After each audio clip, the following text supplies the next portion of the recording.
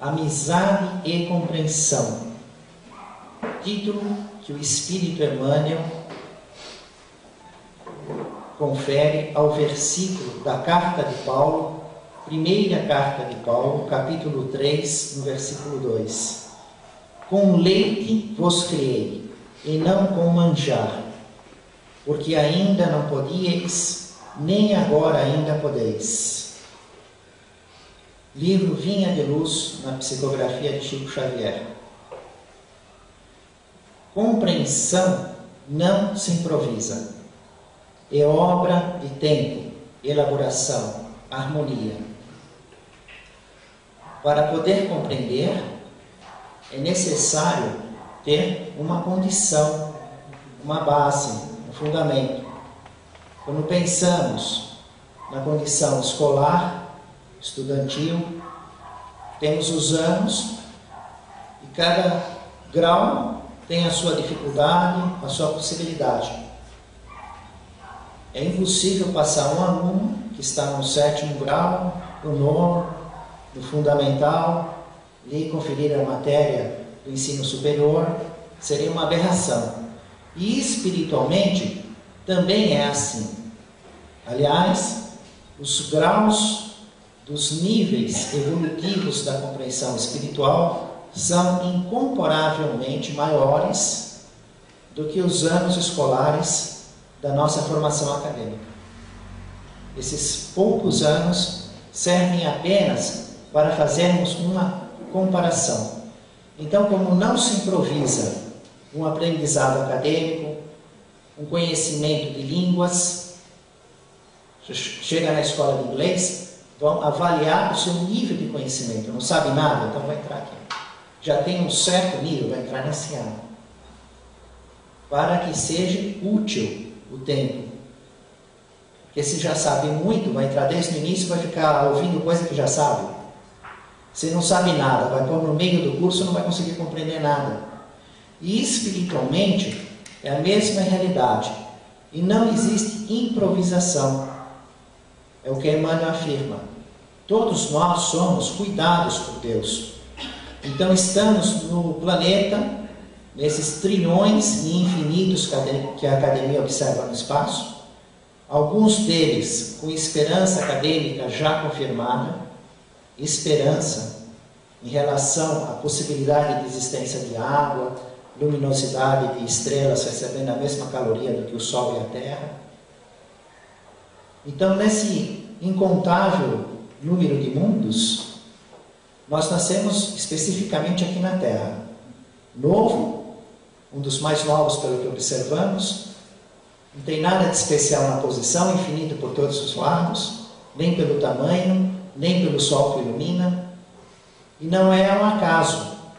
A família, a sociedade, o povo, a época, as oportunidades, nada disso está ao acaso, e a compreensão não se improvisa.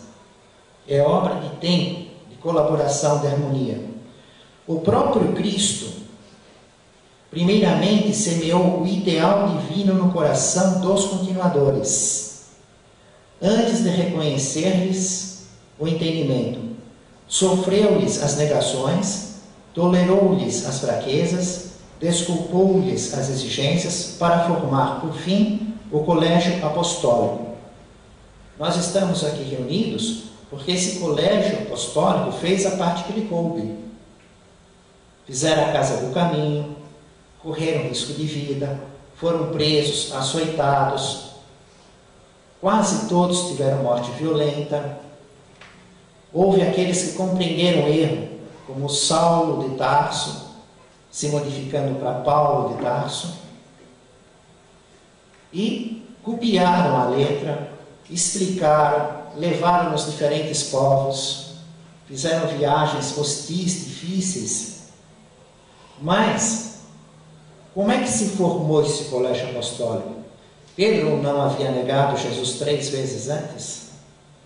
Eles não se disfarçaram para ver a crucificação? Alguns fugiram?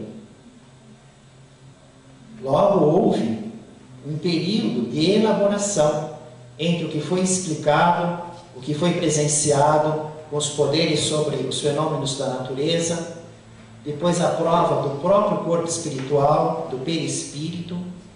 Por fim, no 50º dia, Pentecostes, o dia número 50, 7 semanas de 7, 49, mais um Pentecostes.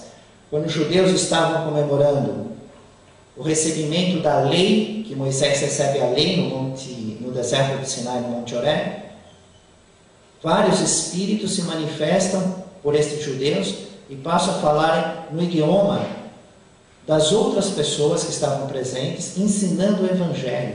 Ou seja, recebem um desenvolvimento mediúnico ostensivo para trazer o conhecimento dos espíritos mais evoluídos a respeito do que Jesus havia ensinado para aqueles judeus que estavam em Jerusalém para comemorar Pentecostes, o recebimento da lei de Moisés.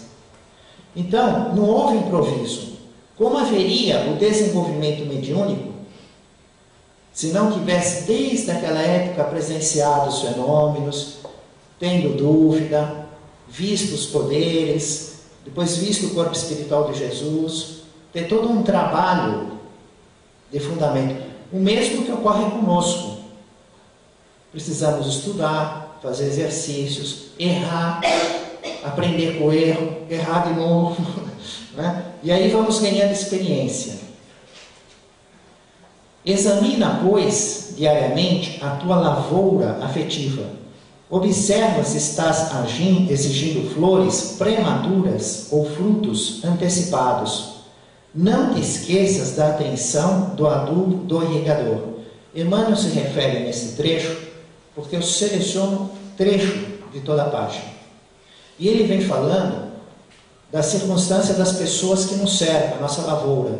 Então temos a família, aquelas pessoas que estão na instituição, no trabalho social, nos ambientes de lazer, na instituição religiosa. E os que nos cercam, cada um está num nível de compreensão, num nível de conhecimento, com o seu saber, a sua ignorância, com a sua moral, com a sua imperfeição. Tem uma característica. E nós temos que observar isso. Examina, pois, diariamente a tua lavoura afetiva. Essas pessoas que nós nos relacionamos, para nos colocarmos do modo correto. Porque não adianta oferecer, como diz aqui o título, né, leite para quem precisa de alimento forte, ou o manjar para o recém-nascido. Assim como o corpo humano tem um alimento específico, o recém-nascido, o leite materno, depois a mamadeira, e aí aquele alimento da criança, muito doce, ovo e tal, né? E aí vem o alimento do adolescente, mais o adulto, a feijoada. Não podemos dar feijoada para o recém-nascido. Então ele se utiliza desse conceito, faz esse estudo, dizendo que Paulo foi espetacular. Quando lemos a sua carta, a primeira carta para Coríntios, esse trecho, Paulo dizendo que ele havia criado quem? Ele está se dirigindo aos cristãos da igreja de Coríntios, que estavam todos atrapalhados, né? Todos batendo cabeça um com o outro. Vinham com aquele status, lembra a Espanha e Holanda de hoje. Veio campeão do mundo e está 5-1 para os adversários, né? Então eles receberam o Evangelho, o ensino de Paulo. Paulo estava ausente, e por uma questão pequena, eles estavam todos em confusão. E Paulo dizendo, mas eu fiz tudo adequado. Eu não passei para vocês um conhecimento difícil, o manjar. Eu só dei um leite. Vocês tinham que estar se dando bem. Ele deu o básico. Porque o conhecimento que ele tinha a respeito dos fenômenos da vida do mundo espiritual era muito acima daquilo que ele informava, tanto na sua pregação, como nas suas cartas. E já era difícil, como estava sendo difícil nesse momento, para os irmãos cristãos em Coríntios, entender e conviver. Inclusive no contexto da carta, ele diz assim, vocês são homens espirituais ou são homens carnais? porque o motivo da discussão, eles estavam pensando como homens carnais, valorizando enormemente as coisas transitórias, aquelas aspirações do poder político, do domínio, da revolução, dos impostos, dos graus de hierarquia, da vaidade satisfeita, né? Que é o nosso dia a dia. Nós também vivemos cercados dessas atribulações, dessas circunstâncias. Nós estamos na Copa, estamos com o Brasil jogando, mas tem aqueles times, né, que um não liga, o outro não tem aversão. Daqui a pouco vamos entrar no quê? Eleição, não é? Eleição. Então, nós temos o trabalho, que temos aspirações, uns nem têm emprego, outros têm uma empresa, estão num clima de competição. Então, vivemos com essas circunstâncias materiais, as doenças, a saúde, o problema de relacionamento com as pessoas, o cara separa a cada semana. Vamos assim. Mas como é que nós estamos vivendo? Aí que Paulo fala, mas eu vos criei com leite. Não foi nem tão difícil. O básico, vocês tinham que estar agindo na correspondência. Afinal de contas, vocês são homens espirituais ou carnais? Vocês ainda não estão pensando como espírito? Não conseguem compreender a transitoriedade, o domínio do Criador em todas as coisas, a utilidade, a vida espiritual? Apenas estamos de passagem naquilo que é necessário para a nossa evolução espiritual. Estamos na nossa prova, no adequado à nossa possibilidade de compreensão, no exercício da humildade, da paciência, da tolerância, do bem incondicional, e não como um homem carnal que vai declarar guerra quando não tem os seus interesses satisfeitos, a revolução, vai entrar na violência, na cólera. E ainda Paulo diz que ele não é nada. Ele fala assim, um plantou, outro regou, mas Deus é quem faz crescer. Ele se refere que as pessoas estavam meio divididas, transparecia isso, entre um ensino dele e um ensino de um outro, que estava fazendo a mesma interpretação do Evangelho, como um grupinho simpático desse, um grupinho simpático daquele, e os dois eram eficientes, ele e o outro. E aí ele fala assim, que nem um nem outro, e nem os dois juntos, no fundo não eram nada, né? Porque quem faz crescer a planta é Deus. Deus que é a causa de tudo. Jesus é um irmão que chegou à perfeição, convidado por Deus, com espírito puro, que nos auxilia no nosso processo evolutivo. E tem seus mensageiros, alguns de enorme valor, que muito nos cooperam com exemplo vivo, como intermediários. Mas, na verdade, um deles planta, o outro deles rega. No entanto, sempre quem faz crescer é Deus. Então ele aborda essas questões e nós vamos hoje meditar no Evangelho e nas obras de Allan Kardec, na produção mediúnica de Chico Xavier, a respeito dessa circunstância do leite e do manjar, dessa transição do recém-nascido, vamos usar essa imagem, o recém-nascido que precisa e é conveniente, o leite materno, e aí aquele crescimento, quando já entra uma papinha, depois vem a juventude, até aquele manjar delicioso. Em primeiro lugar de tudo, é necessário colocar que o nosso estudo é com respeito e humildade, porque pode passar uma imagem e ficar fora de foco para quem ouve, para o público, diz, houve falta de respeito com tal pensamento, com tal pessoa, com tal instituição religiosa. Ou é muito orgulho. E não é essa a ideia. Didaticamente, eu procuro criar imagens de efeito, buscamos os exemplos e ainda escureço tudo com as minhas palavras, né? Mas a verdade é que existem os níveis evolutivos e não é vergonha nenhuma. Todos eles são de Deus.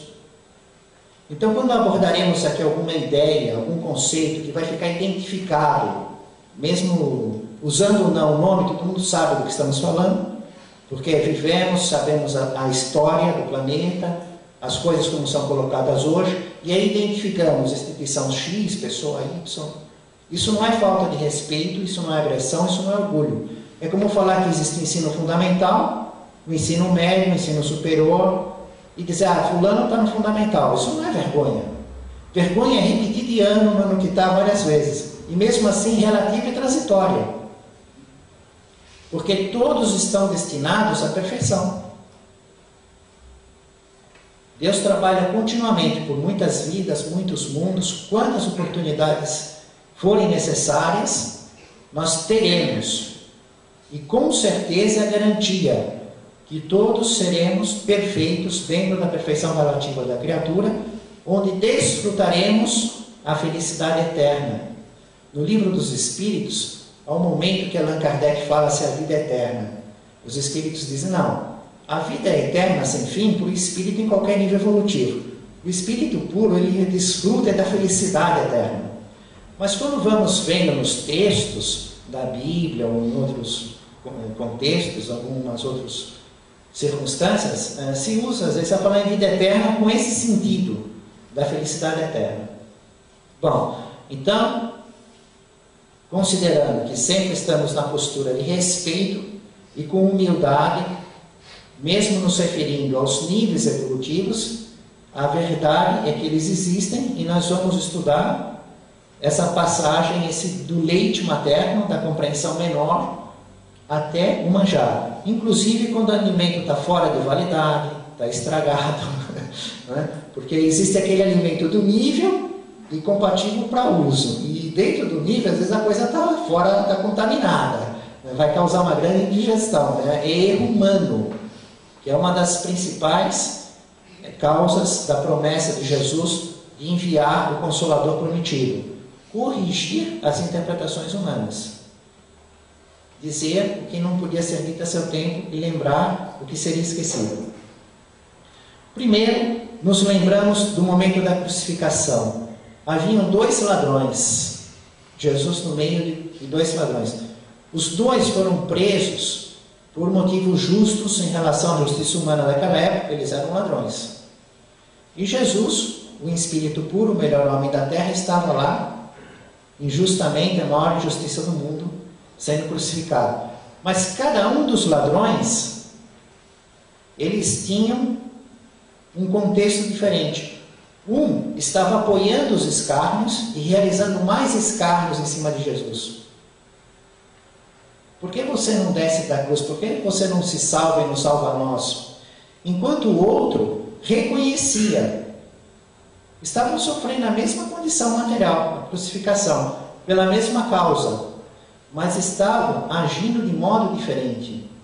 Então, aí nós estamos observando, nessa passagem aí do leite para o manjar, né, que depende da própria criatura, quando ela come algo estragado, se recuperar, depende do esforço da criatura. Não é simplesmente como no aspecto humano, que o tempo passa e a criança vai crescendo pela lei da natureza, fica jovem, e o tempo passa e fica adulto, e o tempo passa e fica velho. Não. Então, um espírito pode passar muito tempo, ele não evolui quase nada, ou pode passar pouco tempo, ele evolui muito. E isso não vem de graça, assim, ao acaso, não. O espírito é que toma consciência e faz o esforço. Se ele não realiza essa tomada de consciência, esse esforço, as circunstâncias sempre buscam fazer com que ele tome consciência.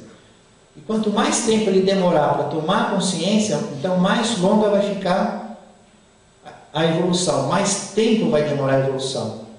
É como aquele aluno que não se dispõe a estudar, então ele vai repetir 1000 vezes o mesmo ano, até estar em tédio, morrendo de tédio, de tanto ver a mesma coisa, até que ele fica na consciência que ele tem que estudar para passar de ano, que não vai ter outro jeito. E o outro que desde o início já não, eu quero estudar e passar de ano, então ele vai, passa e passa e passa e passa. É assim.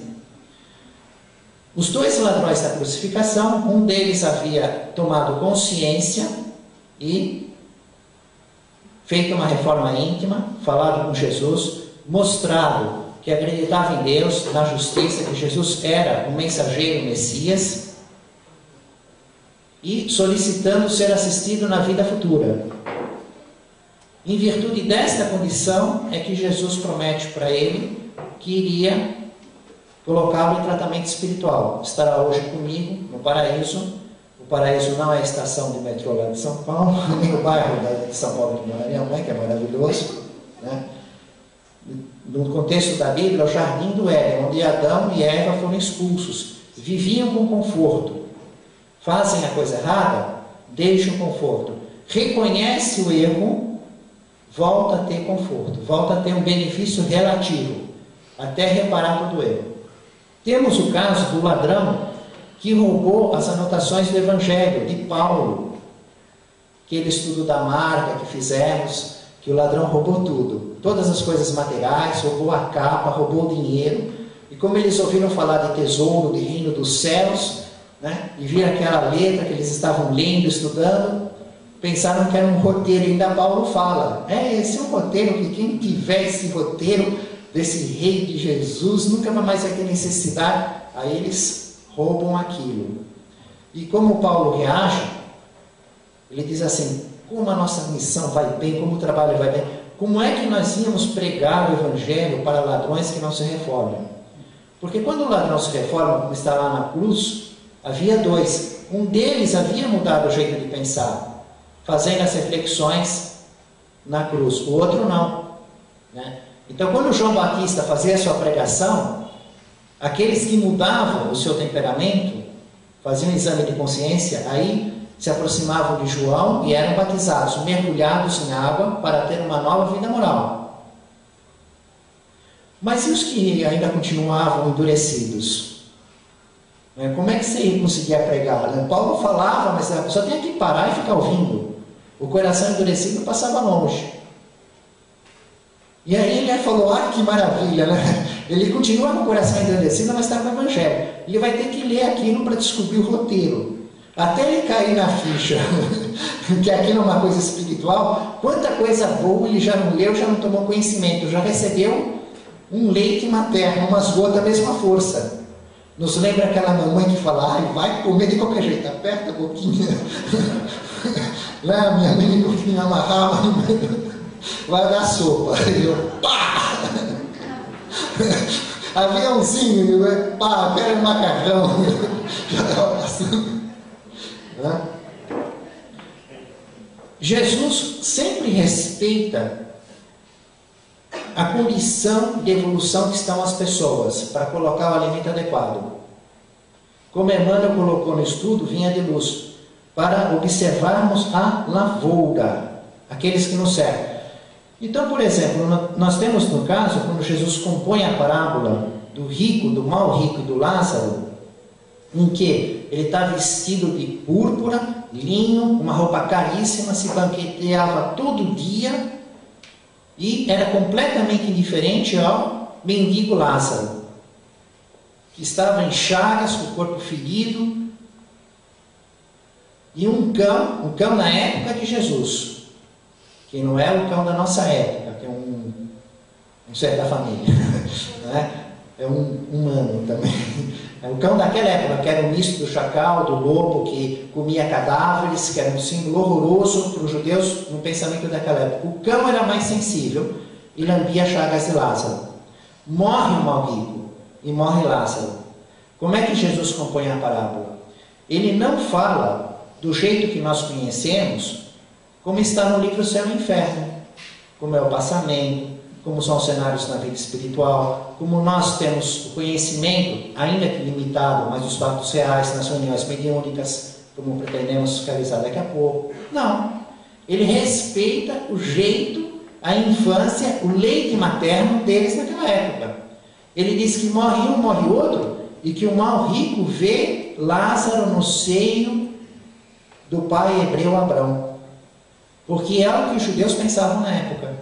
Ele vai dar um ensino moral. A consequência de quem faz o mal e é indiferente aos que sofrem, a consequência do bem sofrer, porque Lázaro sabia sofrer, não era um mendigo revoltado, fazia manifestação agressiva com violência, ele estava em paz, sofrendo, aguardando, definhando, sendo consolado por um cão, que é uma imagem fortíssima em relação ao cão daquela época. Então, dentro desse contexto da parábola, Jesus vem ensinar, ele coloca o ensino, ele melhora um pouco o alimento, ele mistura uma mamadeira naquele leite materno para puxar já para fora, para uma alimentação maior, mas ele respeita o limite da pessoa, do povo. Então ele continua falando da questão de como eles viam estar no seio, cobrir o peito, a condição de honra, que até quando fizemos esse estudo com mais detalhe, estudamos a condição da última ceia de João do lado de Jesus, encostar no peito de Jesus. A questão do sábado. O sábado, segundo as anotações de Mateus, Marcos e Lucas. Em um dia de sábado, Jesus passava com seus apóstolos por uma plantação e os seus discípulos, morrendo de fome, urgidos pela fome, entraram na plantação de trigo e começaram a catar o trigo e buscar um alívio do jeito que estava, debulhar e comer aquilo lá. E os sacerdotes, os fariseus, os rigorosos observadores da lei, viram que eles contrariavam a lei do descanso do sábado, que é rigorosamente proibido trabalhar e colher, era considerado um trabalho. Então você tinha que colher na sexta, para comer no sábado. Não podia colher no sábado, era terminantemente proibido. E não é uma aberração, eles que não tinham propriedade nenhuma, que a maioria eram pescadores pobres, eles estavam entrando em terreno alheio, em plantações de outras pessoas, proprietários, e pegando o trigo, debulhando o trigo para comer. Eles não estavam roubando, porque hoje, na nossa lei, seria roubo. Invasão de propriedade alheia, pegando as coisas dos outros, é roubo hoje, né? Furto, roubo, X. Bom, naquela época não, porque a lei de Deuteronômio permitia que você podia entrar e pegar. Embora a mesma lei dizia que isso nunca podia ser de sábado. Colher de sábado era a lei do repouso. Mas de segunda a sexta, de domingo a sexta, todos os outros dias, menos o sábado, era permitido por lei você pegar com a mão e comer. Você não podia fazer um estoque de sacos e vender, levar para fora. Não. Então era para não morrer de fome, porque era difícil naquela época você fazer os deslocamentos e não tinha as conveniências como temos hoje. Hoje tem imposto de conveniência, né? Encontramos o fast food, gasolina, apesar que conforme estamos fazendo a viagem, tem que fazer algumas compras. Senão vai ficar sem gasolina, sem hospedagem, onde é o próximo posto, né? Às vezes tem a placa avisando, em virtude do deslocamento. Mas naquela época, imagina andar naqueles desertos, naquelas aldeias, dependendo das pessoas, do comércio limitado ou sem comércio. E eles chegaram numa circunstância dessa. Ele está num momento morrendo de fome, vira a plantação, então a lei permitia. Normal. Só que o que não podia era estar colhendo de sábado. Então Jesus diz para eles, responde assim para eles: vocês não leram o que fez Davi porque estava na Escritura? Jesus coloca a própria Escritura contra os argumentos que eles apresentavam, os mandamentos da Escritura. Vocês não leram que Davi, quando ele e os que estavam com ele tiveram fome, naquelas guerras que Davi fez para conseguir unificar todo o território, ele foi o primeiro que unificou todo o território do povo judeu de Israel. Davi entrou com as pessoas na casa de Deus, no tabernáculo, tem um pátio exterior, lugar santo, santo dos santos. Ele entrou e ele, no tempo do sumo sacerdote Abiatar, Jesus menciona isso segundo as anotações, e comeu os pães da proposição, que somente os sacerdotes podiam comer, e os deu também aos que estavam com ele. Ou não lestes na lei que no dia de sábado os sacerdotes violam a lei do repouso quando estão no templo e nem por isso se tornam culpados? São duas realidades que eles tinham de conviver. Uma delas era o próprio trabalho do sábado, que para que todo aquele povo que ia lá no templo, que ia ouvir as músicas, as trombetas tocando, iam oferecer os animais de sacrifícios, tinha que carregar lenha, transportar peso, andar à distância, matar o animal, tirar o sangue. Tinha um monte de trabalho que não podia fazer, mas todos os sacerdotes fazem, senão não tinha culto. Quer dizer, a lei não podia ser para eles observarem Deus, senão não tinham culto. Então Jesus toca nesse ponto que era algo, né? Como é que eles explicavam? A lei não é para Deus, mandou para todos ou não mandou para todos? Ou ele falou que não podia o sacerdote? Não falou. Mas se não fizesse assim, como é que fazia? E ainda fala de Davi, que é o rei amado deles, por ter unificado todo o território. Se é a primeira oportunidade que podia andar nas 12 tribos de Israel, sempre num solo, sem ter que pular por domínios pagãos, né? Porque no começo era assim, o primeiro rei Saul, as tribos estavam assim, não tinha um caminho por todas. Ele é que fez a unificação territorial, vencendo guerras. E tinha o tabernáculo, e quando num período de dificuldade, eles ofereciam 12 pães, um para cada tribo. Aí tem dentro do tabernáculo, aquela circunstância que foi a folha que caiu, eu acho, mas também não faz diferença, né? Que tem lá o candelabro, tem a mesa dos pães, tem o incenso, tem a arca da aliança lá dentro, o maná do deserto, e tem que ser trocado todo sábado, só o sacerdote pode trocar. Então, algo sagrado que eles pegaram, entraram e falaram: agora, na fome, não tem jeito, vai esse. Né? Ele fez isso mesmo. E aí Jesus diz que ele é maior do que o sábado. Vocês não viram dizer que Deus quer misericórdia e não sacrifício, que vários profetas falavam?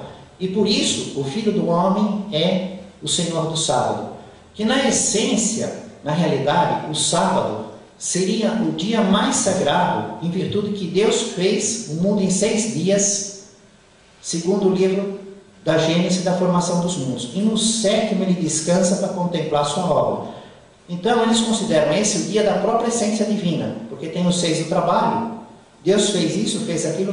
No 7º ele descansa. Então ele contempla tudo, e por isso eles consideram o sábado como um dia especial, o dia da essência divina. E na palavra que Deus manda a Moisés, guardar o dia de sábado, seria um recolhimento espiritual para entrar em relação com Deus mais próximo, de meditação, de reflexão. Só que para fazer isso, teve que obrigar ninguém a poder fazer mais nada, senão o pessoal ficava trabalhando. Os escravos trabalhavam, faziam os animais trabalhar, ia fazer comércio, ia pescar, ia plantar, ia colher. Então começou a vir as leis, proibindo tudo. Para quê? Para ficar quieto, não sabe? Para não ter outra coisa para fazer, não você pensar em Deus. E por isso que hoje você vai para Jerusalém e não toma café expresso no sábado. A máquina não funciona, pode falar. É assim hoje, né? Nem elevador. Os que são de lá, a gente ainda bem que eles deixam a nossa boquinha aí, para quem não observa isso desse jeito, né? Então, quando Jesus diz que ele é o Senhor do sábado, na verdade, nós estamos também estudando essa viagem do leite ao manjar. Ele é o dono de todos os alimentos. O Senhor do sábado. Ele é o Senhor da essência divina, de tudo aquilo que vai alimentar, porque o sábado não era reflexão espiritual na lei, para pensar no que tem que fazer para agradar a Deus. Não eram 613 mandamentos, faça isso, faça aquilo, não faça isso, não faça aquele outro. Não era tudo conjunto do alimento, o maná no deserto que era representado, que ficava dentro do lugar do Santo dos Santos. Não era para pensar nisso. Ele diz que ele era o dono disso, mostrando que eles não tinham condições de argumentar com ele, que o próprio rei Davi tinha comido os pães da proposição e continuava sendo adorado, como é até hoje. Está lá o túmulo do rei Davi, onde está o cenáculo em cima, e embaixo está o túmulo do rei Davi com a bandeira de Israel. Até hoje está lá, máxima veneração, né?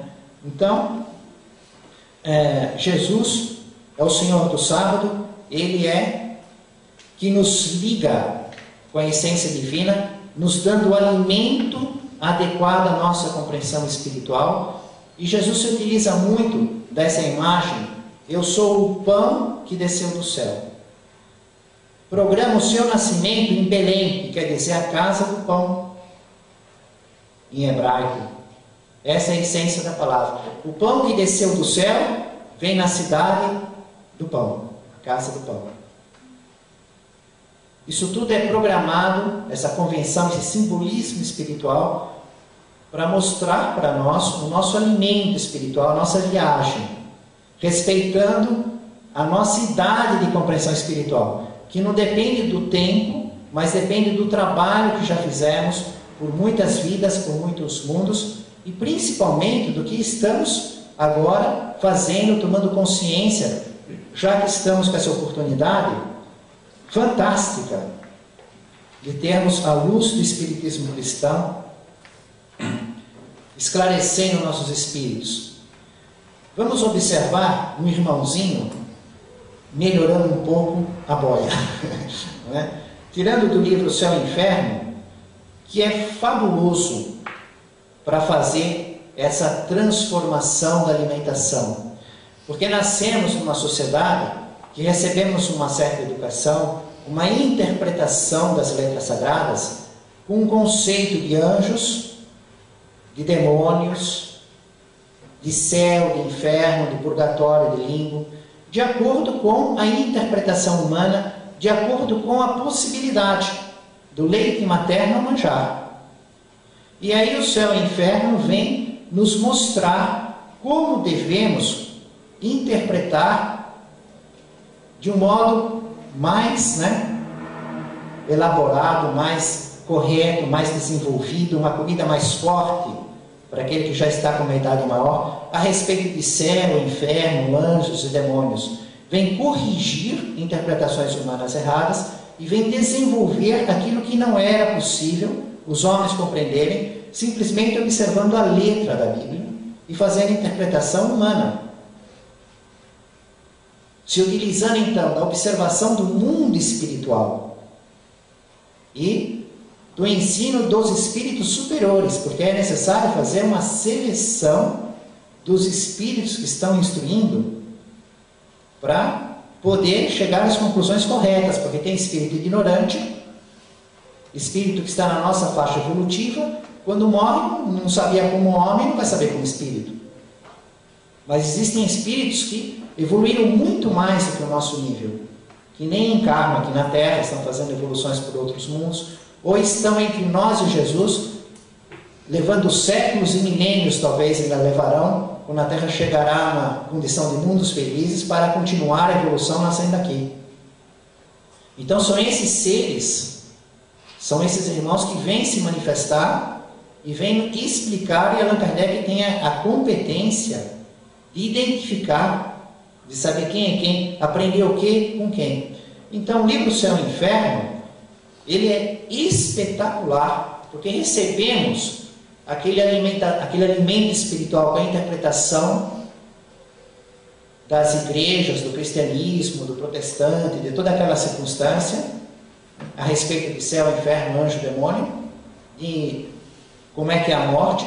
E a primeira parte do livro faz realmente toda uma elaboração dos conceitos. E ele busca a própria Bíblia, ele não deixa de sair da Bíblia não, ele diz, eles tiraram isso da Bíblia.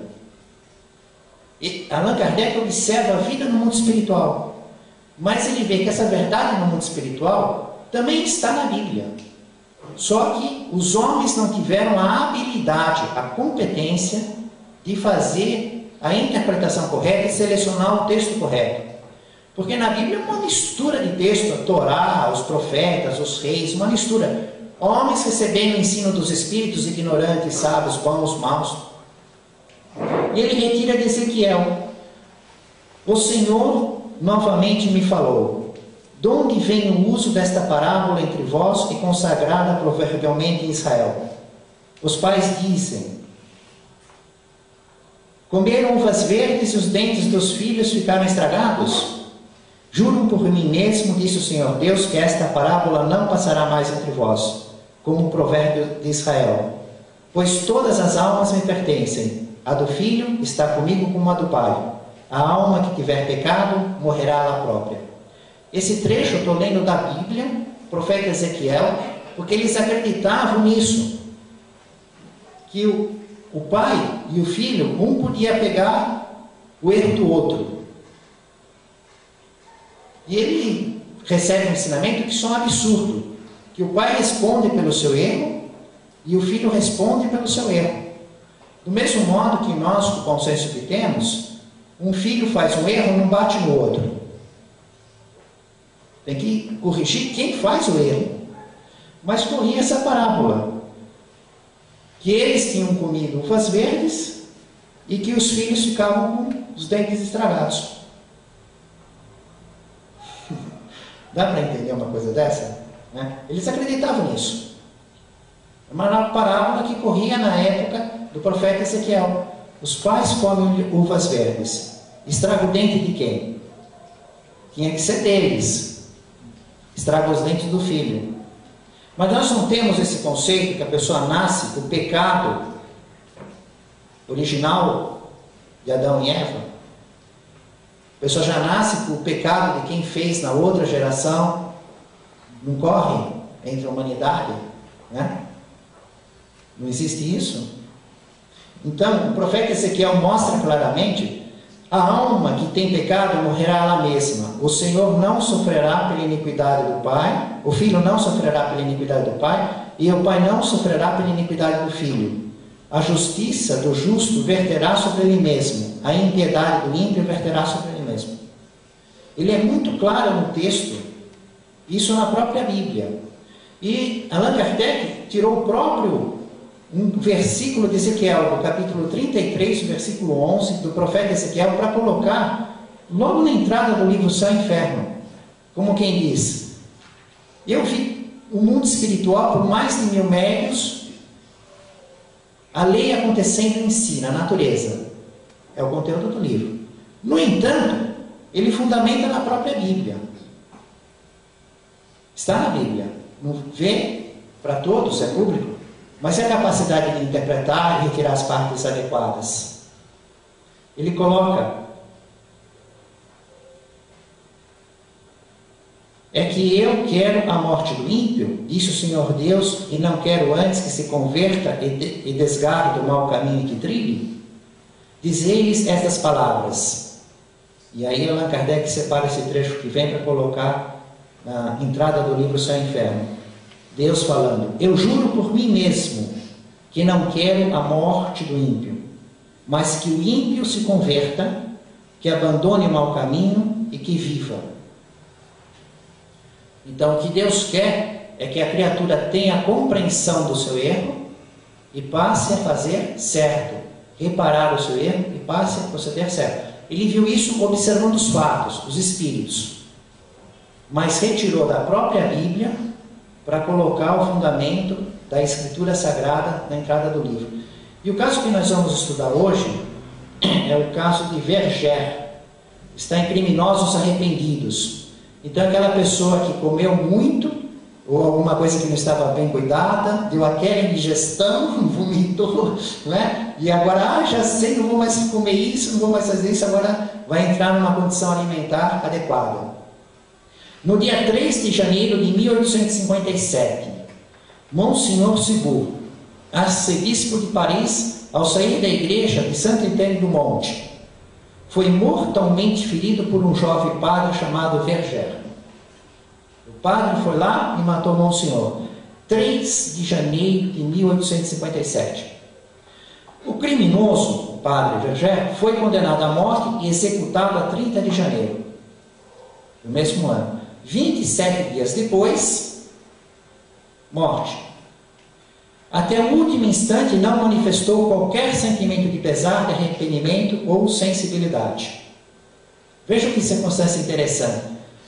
Uma pena de morte, em 27 dias, 3 de janeiro de 1857, não tinha ainda publicado o Livro dos Espíritos.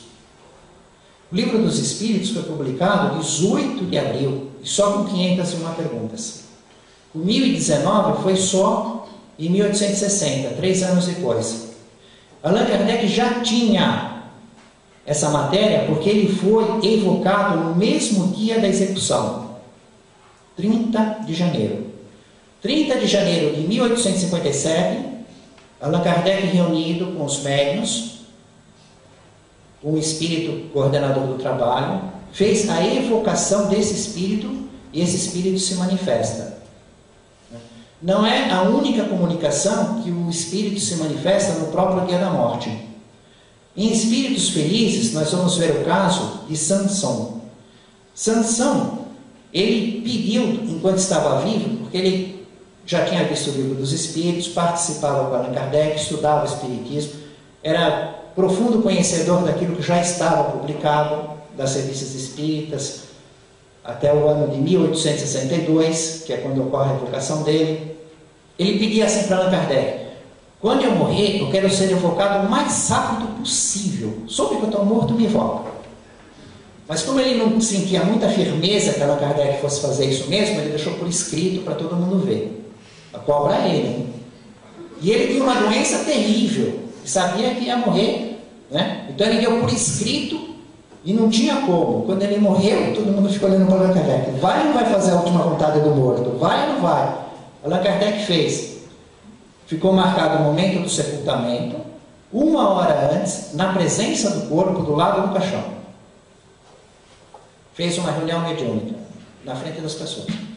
Fizeram a prece, fizeram a evocação e esse espírito se manifesta. Mas há uma diferença enorme. Veja quanta coisa nós estamos aprendendo.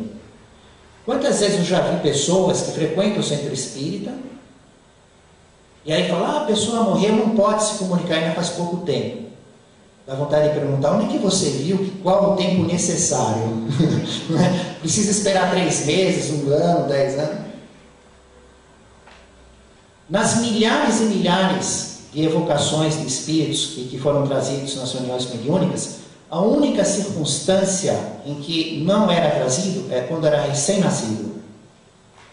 Porque Allan Kardec não evocava direto, ele conversava com o espírito que dirigia o trabalho. É conveniente ou não, o espírito ia ver. E voltava e falava: é, não é. E o único caso que não há é quando ele diz: não, está ou prestes a renascer, reencarnar, ou está no processo reencarnatório, acabou de estar na infância, não convém. Mesmo reencarnado, se já tem uma certa idade, é possível trazê-lo pelo sono do corpo. Porque dorme, o corpo vegeta, o espírito se afasta. Vivo, fora da infância também. Porque o corpo dorme e o espírito pode ser levado a se manifestar. Então, no próprio dia da morte, pode se manifestar? Pode ser tirado por um grupo de espíritos, levado a uma reunião mediúnica ou a um médico? Pode. Só que há uma diferença enorme entre essa pessoa, o padre Verger, que assassinou o Monsenhor e foi executado e se manifestou no dia da execução, em relação àquele espírito feliz, o Sansão, que era amigo de Kardec. Porque Sansão, ele deu a comunicação dele consciente, lúcido, já tinha percebido que já estava no mundo espiritual, praticamente assistido assim, só de braços dados como um colega pelos espíritos.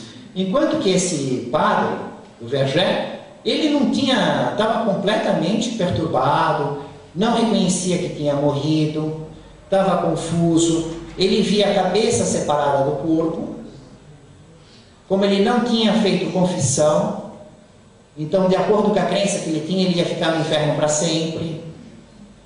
Ele não sabia, para ele não existia essa possibilidade de ser levado a uma comunicação com os homens. Então ele é levado, ele recebe as perguntas, ele faz as respostas, mas fica bem claro que ele está completamente confuso, perturbado, sem saber se está vivo ou se está morto. Tem hora que ele percebe que ele só pode estar morto, porque ele vê a cabeça separada do corpo, mas tem hora que ele diz: não, mas eu sou eu, claro que sou eu, como se fosse ele, aquele cadáver que ele vê, mas não é ele. Mas ele se vê no corpo, com sensações, com uma circunstância muito diferente do que ele imaginava, e depois ele volta. 3 dias depois que ele morreu, é que ele tem a lucidez de que realmente ele havia desencarnado. Ele é trazido novamente para se comunicar com Allan Kardec. Tudo isso antes de publicar o Livro dos Espíritos. E os Espíritos diziam para Kardec que eles iam proporcionar as publicações de acordo com a compreensão humana, observando o desenvolver da compreensão espiritual. Percebam que é um cardápio gastronômico sendo colocado de acordo com a assimilação.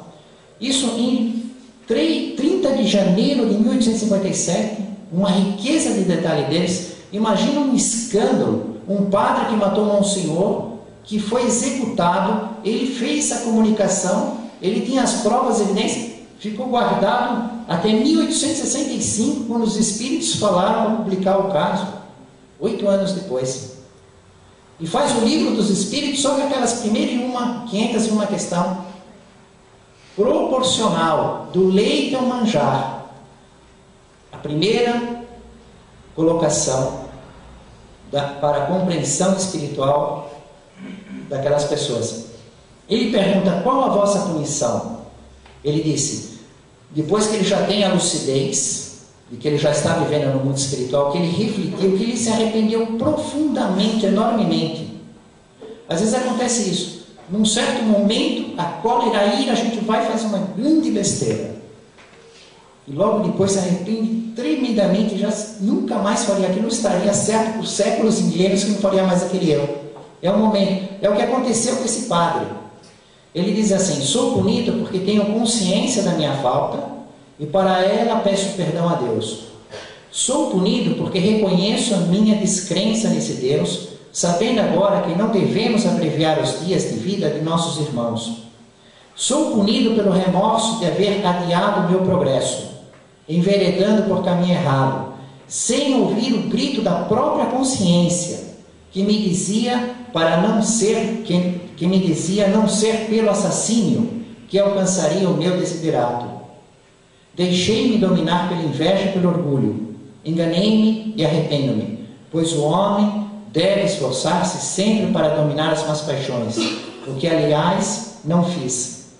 Então ele sofria muito, mas estava consciente que já estava vivendo no mundo espiritual, percebendo o quanto ele havia adiado a sua evolução e as dificuldades que ele havia então se predestinado, né? O destino somos nós que fazemos, que ia haver na sequência da vida espiritual em vidas futuras, nas suas provas. Como estamos vivendo hoje? Qual é o meu destino dessa vida daqui para frente? Como vou morrer? De que maneira vai ser? O que vai me acontecer? Nós já construímos isso. Já construímos. Mas é possível alterar e melhorar? Em parte é.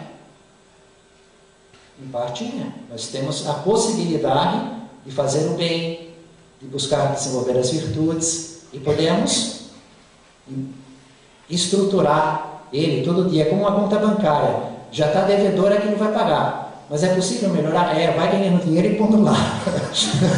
Vai diminuindo o saldo negativo. Vai sendo que ele dá a mais financiamentos. O Monsenhor, que ele havia assassinado, estava presente a todo tempo e não se mostrava para ele, para o padre que o matou, para não aumentar a dor dele.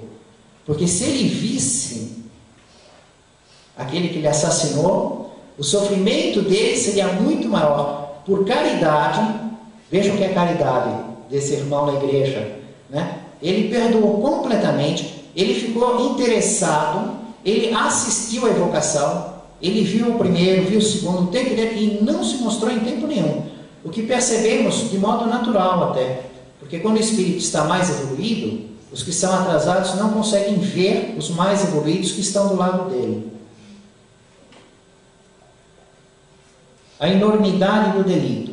Werber acrescentava a agravante de se não ter arrependido ainda em vida, estando, pois, nas condições requeridas para eterna condenação. Mas logo que deixou a terra, o arrependimento invadiu-lhe a alma, e repudiando o passado, deseja sinceramente repará-lo. Allan Kardec pergunta: por que não considerar valioso esse arrependimento? Por que admiti-lo dias antes como salvante do inferno e depois não? O arrependimento é o arrependimento. Se ele tivesse se arrependido antes de morrer, matou. Antes de ser executado, me arrependi. Aí Deus vai salvá-lo do inferno. Aí ele foi executado e se arrependeu depois da execução. Aí já não, aí já tem que ficar no inferno, não vale nada. Torna inútil o arrependimento. Completamente fora da lógica, né? A comida lá no prazo de validade, né? Totalmente fora do que é realmente. Seguindo pelo Evangelho de Jesus, nós observamos que Jesus não alimenta a todos o tempo inteiro. Ele observa a condição. Então não só existe a circunstância do leite ao manjar, como também existe a circunstância de não dar nada. Tem gente que não pode comer nada. O médico chega lá, passa a lista: você não pode comer isso, não pode comer aquilo, né? Tem que fazer regime, tem que perder peso, já comendo mais, não tem isso, né? Espiritualmente também. Conforme a condição da criatura, não dá nada. Nós temos o caso que estudamos essa semana: não deis aos cães as coisas santas, não lanceis pérolas aos porcos, como estudamos muito na segunda-feira. Ou seja, aquilo que é luz, a pérola, cada versículo desse, que é comentado por Emmanuel, é uma pérola. Toda aquela luz que vem na Bíblia, na Torá, no Antigo Testamento, que esteja correto e adequadamente interpretado, é outra pérola, é uma luz. Você não pode dar aos porcos aqueles que não têm interesse, não têm a possibilidade, que vão pisar, que vão profanar o que é sagrado. Diante de Herodes Antipas, Jesus foi levado. Herodes queria que ele fizesse milagre, que ele mostrasse os poderes. Diante de uma curiosidade imensa, o que Jesus fez? Em silêncio. Não respondeu uma única pergunta. Não é porque ele não sabia, porque ele não ia dar o alimento, porque aquela criatura não estava em condição adequada. A condição do batismo de João, quando Jesus pergunta: o batismo de João é do céu ou dos homens?